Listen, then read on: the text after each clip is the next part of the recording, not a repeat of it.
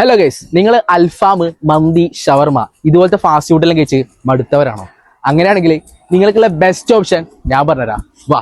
അത് ഗൈസ് വേറൊന്നല്ല, നല്ല നാടൻ വിഭവങ്ങളായ ബീഫ് ഫ്രൈയും ചിക്കൻ പെരട്ടും കപ്പ ബിരിയാണിയെല്ലാം കൊടുക്കുന്ന ഒരു സ്പോട്ട് ഉണ്ട്.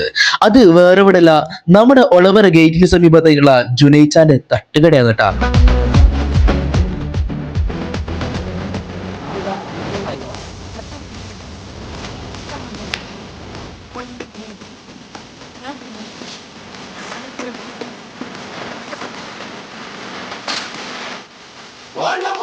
എന്റെ പഠിച്ചോനെ, അങ്ങനെ ആത്തിഫിന്റെ ചായയുടെ ഷോ എല്ലാം കഴിഞ്ഞ് അവസാനം കൈമ ചായ കിട്ടിയിട്ടാ.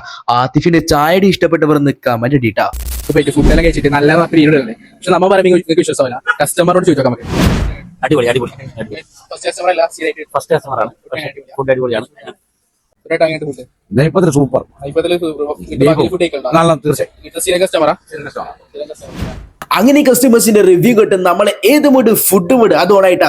അങ്ങനെ ജുനൈച്ചാന്റെ സ്പെഷ്യൽ വിഭവങ്ങൾ നമ്മൾ ഓർഡർ ചെയ്തിട്ടാ. ഓക്കെ, ഫുഡ് വന്നിട്ടുണ്ട്. ഇത് പഴംപൊരി ബീഫ്, ഇത് ചിക്കൻ പരട്ട് എന്ന് പറഞ്ഞ സാധനം, ഇത് ബീഫ് ഫ്രൈ, ചിക്കൻ കറി, നെയ്പ്പത്തിൽ പൊറോട്ട ഇതെല്ലാം വന്നിട്ടുണ്ട്. ഇതൊക്കെ തനി നാടൻ ഫുഡ് എന്നാണ് ഇവർ പറയുന്നത്. അപ്പൊ കഴിച്ചിട്ട് ബാക്കി റിവ്യൂ ആണ്. ഓക്കെ, അങ്ങനെ ആദ്യം പഴംപൊരി ബീഫ് കഴിച്ചിട്ടാ. കൊള്ളാം, പക്ഷെങ്കില് ഇത് എല്ലായിടത്തും ഇല്ല ഐറ്റം.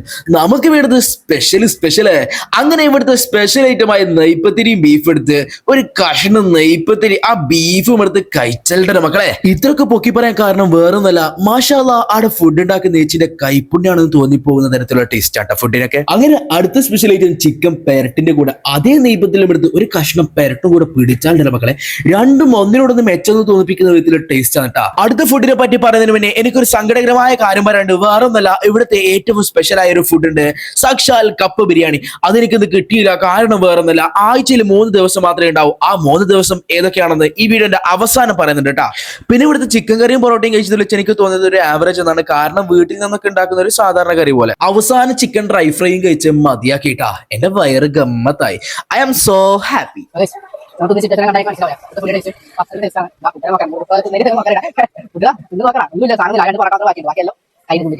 അപ്പൊ ഗൈസ്, ഫുഡെല്ലാം കഴിച്ച് ഒരു വൈക്ക് ആയിട്ടുണ്ട്.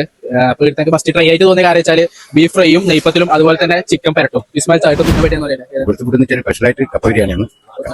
ഇത് കപ്പ ബിരിയാണി. ഒരു കാര്യം പറയാം, ഇത് കപ്പ ബിരിയാണി. കാരണം എന്താ, 3 ദിവസം കപ്പ ബിരിയാണി ഉണ്ടല്ലോ. അപ്പൊ ഇത് കപ്പ ബിരിയാണി നിർഭാഗ്യവശാൽ കിട്ടിയിട്ട്